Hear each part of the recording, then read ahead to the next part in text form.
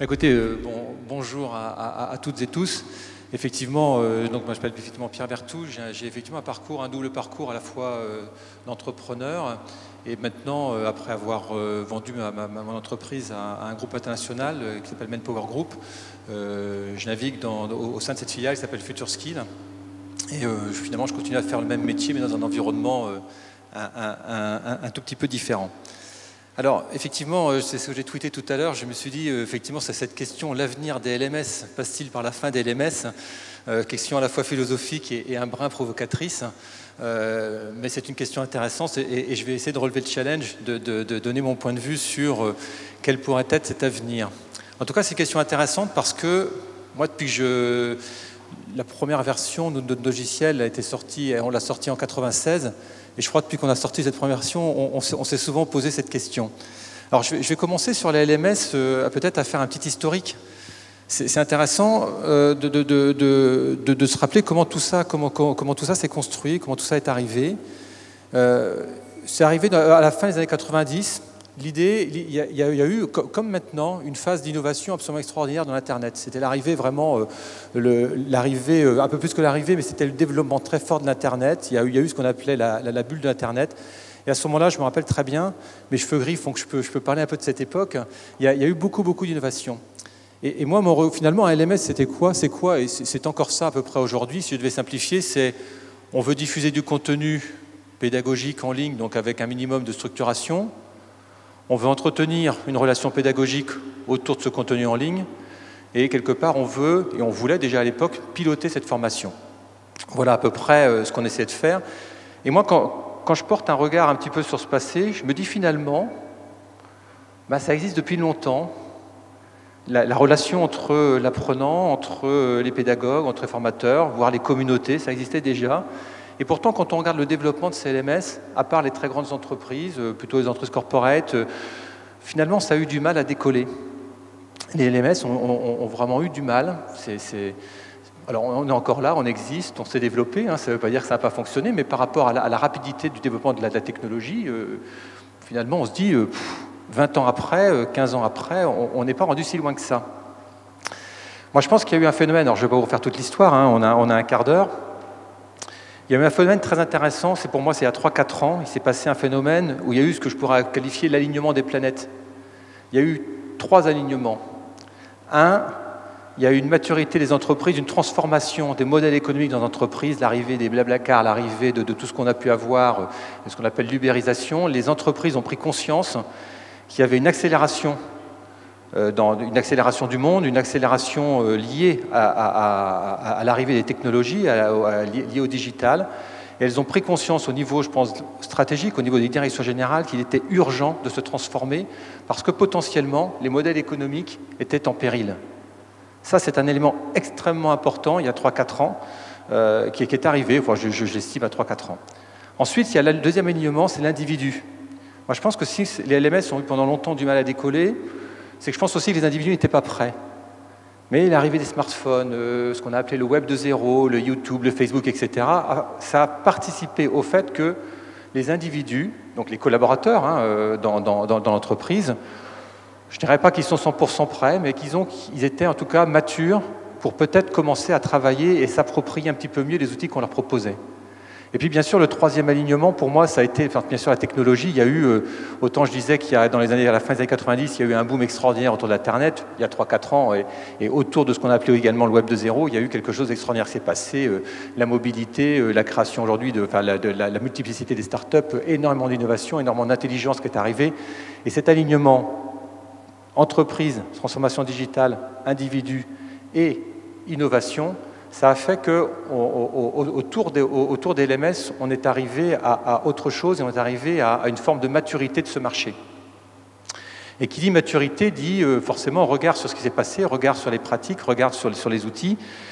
Et donc, potentiellement, quel peut être l'avenir donc de ces LMS? Alors, moi quand on me pose la question qu'est-ce que sera demain un LMS, de manière sous-jacente, il y a une question qui m'a souvent été posée, qui m'a été posée, dont on a souvent débattu, c'est que finalement, quand on échange, on dit finalement demain, Est-ce que les outils qu'on va mettre à disposition des collaborateurs ne doivent pas ressembler à des formes de Facebook, à des formes de YouTube, des catalogues comme ça sur lesquels chacun y reste formé? Et ça part du constat ou d'une idée qui serait que l'individu va être capable de se former tout seul, ou presque tout seul, avec de la sollicitation, bien sûr, avec peut-être un certain encadrement, avec de la gamification, on lui fournit un certain nombre de choses, et finalement charge à lui de se former. Alors moi je trouve cette question fondamentale et extrêmement intéressante. Moi, ma réponse, ma conviction, c'est que non, pas tout de suite. C'est que oui, demain peut-être. Oui, je ne prends pas de risque. Hein.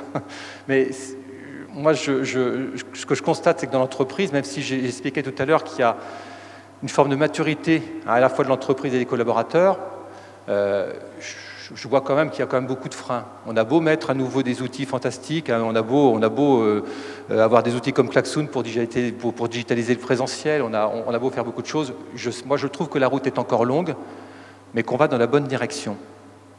Donc moi, la réponse, et cette réponse, par rapport à l'avenir des LMS, je dis qu'on a encore besoin d'outils qui structurent. Et je pense que la première vocation d'un LMS, c'est de fournir un environnement homogène à l'ensemble des collaborateurs de l'entreprise. Aujourd'hui, on a besoin d'efficacité, on a besoin de ne pas perdre de temps. Et cet environnement qui se veut homogène, c'est le rôle essentiel du LMS, et ça sera de plus en plus le rôle du LMS. Alors, ce n'est pas simple de fournir un environnement homogène, parce qu'à contrario, la formation dans l'entreprise, et vous voyez que mon angle d'entrée, c'est bien l'angle de l'entreprise. Hein. Je pense que si j'abordais ça sous l'angle universitaire, je ne dirais pas forcément la même chose, mais je ne suis pas spécialiste de ce monde-là. Donc, cet environnement homogène pour un LMS, et c'est la vocation du LMS, est essentiel. Mais par contre, la formation dans l'entreprise, ce n'est pas si je veux, quand je veux, ça peut être ça, mais il y a aussi beaucoup de contraintes. L'entreprise, c'est un environnement contraint. L'entreprise, ce n'est pas l'environnement personnel. Donc la formation, ça peut être du libre-service, ça peut être de la compliance, ça peut être des cursus longs, etc., etc. Donc la formation dans l'entreprise, elle est multiforme. Alors la question qu'on peut se poser une fois qu'on dit qu'on a un environnement, que un des rôles essentiels, et qui va continuer à l'être, c'est fournir un environnement homogène, c'est, ouais, mais en même temps, est-ce que c'est le LMS qui doit tout faire? Je crois que ça, et ça c'est peut-être un peu en contradiction avec le premier point, c'est que finalement, non, le LMS ne doit surtout pas tout faire. Donc le deuxième enjeu dans l'avenir des LMS, c'est comment je vais rendre le plus fluide possible l'accès à d'autres applications ou l'accès, bien sûr, à d'autres contenus. Il y a eu un certain nombre de normes, vous avez souvent entendu parler de ces normes, un SCORM, AICC, etc. On intègre du contenu, etc. Enfin, ça, c'est vraiment ce qui se fait depuis de nombreuses années.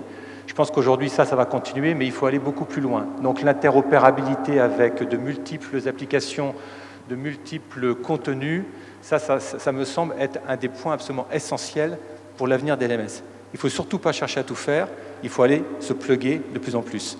Donc ce que je disais, donc, cette nécessité d'être déconnecté est essentielle. Il y a des normes qui permettent de faire ça. Il y a des normes comme LTI, il y a des normes comme XAPI, enfin des normes ou des standards, on ne va pas rentrer dans le détail, qui permettent d'aller vers ce genre de choses. Donc, environnement homogène, interopérabilité. Ensuite, je pense que quand on est éditeur, comme nous d'un LMS, il faut se poser aussi un certain nombre de questions. Je pense que tous les LMS, en fonction de ceux à qui on s'adresse, n'ont pas forcément à avoir la même vocation. Je m'explique. Nous, notre positionnement chez FutureSkills, c'est vraiment d'être un positionnement pour proposer une solution à des entreprises. Si notre positionnement, c'était de proposer plutôt une solution pour le monde universitaire, le monde de l'éducation, on ne proposerait pas le même outil, on ne proposerait pas la même plateforme. Et je pense qu'une des erreurs, et je pense qu'on l'a faite, donc je peux en parler, nous, une des erreurs qu'on a fait dans les années précédentes, c'est qu'on a voulu faire des outils qui s'adressaient à tous les marchés, à la fois au marché du centre de formation, au marché de la grande entreprise, voire au marché de l'éducation. Et ça, aujourd'hui, c'est devenu la quadrature du cercle parce que les besoins et les attentes sont complètement différentes. Moi, je crois qu'aujourd'hui, notre positionnement et la vision que j'essaye de porter autour de notre produit est orientée aujourd'hui plutôt grande entreprise.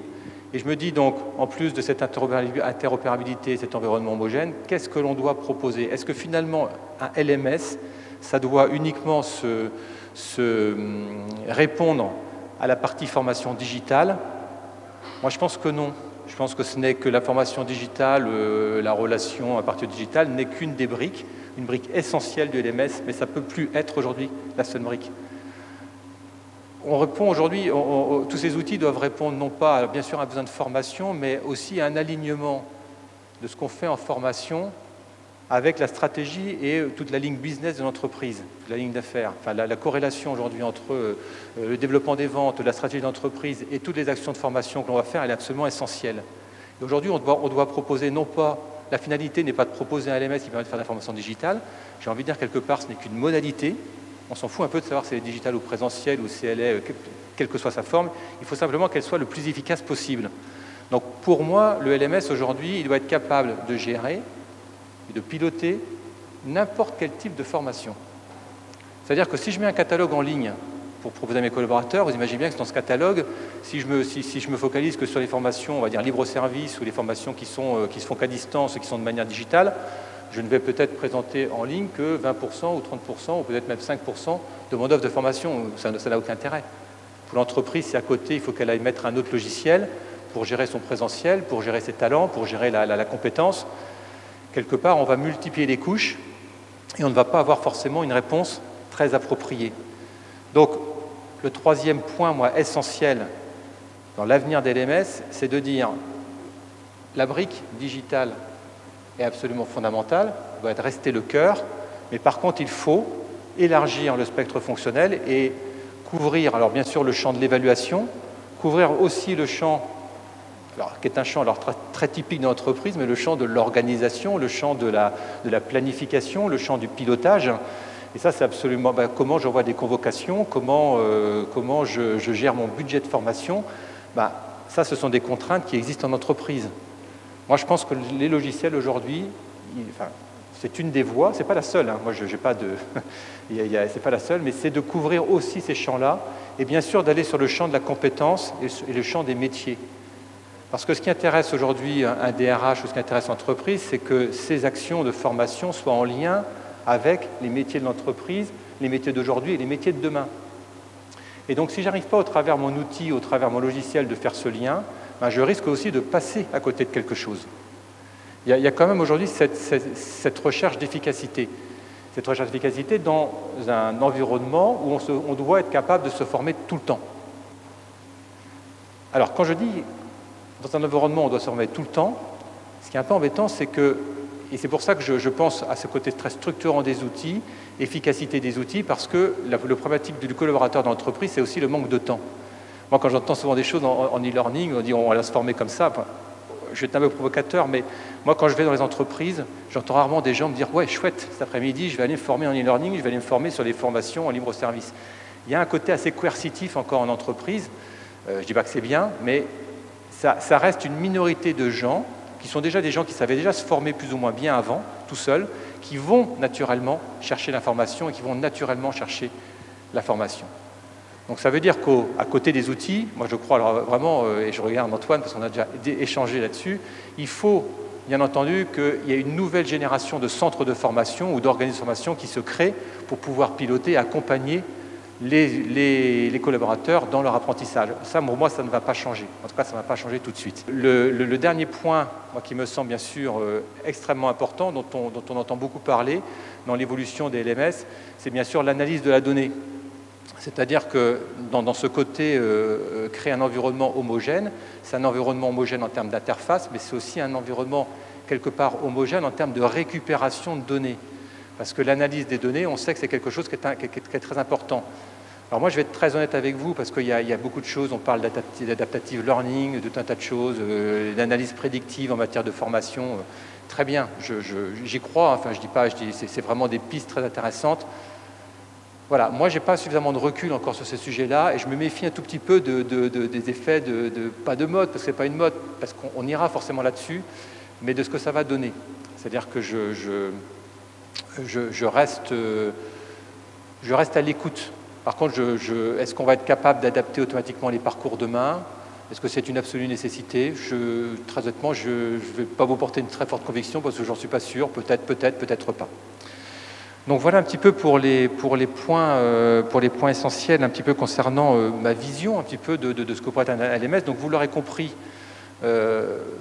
Oui, je pense que les LMS ont un avenir. Et je pense que, sans doute, peut-être que la formation sera différente demain et peut-être que cette notion structurante ou très structurée, organisatrice et fédératrice du LMS sera peut-être moins essentielle à l'avenir. Mais en tout cas, pendant quelques années, si on se projette ne serait-ce que dans les 5 ans qui viennent, je crois que les LMS ont encore de beaux jours devant eux, avec cet aspect très fédérateur. Par contre, je pense qu'il y a quelque chose qu'on pourrait changer si on veut parler de la fin des LMS. Et ça sera ma conclusion. Je pense que c'est ce qu'on appelle le wording, c'est le nom. Inventons, et on pourrait utiliser Klaxoon pour essayer de trouver des idées pour changer ce nom, parce que franchement, ce nom de LMS fait partie de ces noms barbares. Finalement, à part les spécialistes, personne ne sait ce que c'est. Quand vous parlez à un responsable marketing qui va mettre en place une formation, vous parlez d'un LMS, franchement, il ne sait pas ce que c'est. Donc si on pouvait trouver un nom compréhensible par tout le monde, ça serait la fin du LMS et ça serait une très bonne chose. Mais juste le nom. Je vous remercie.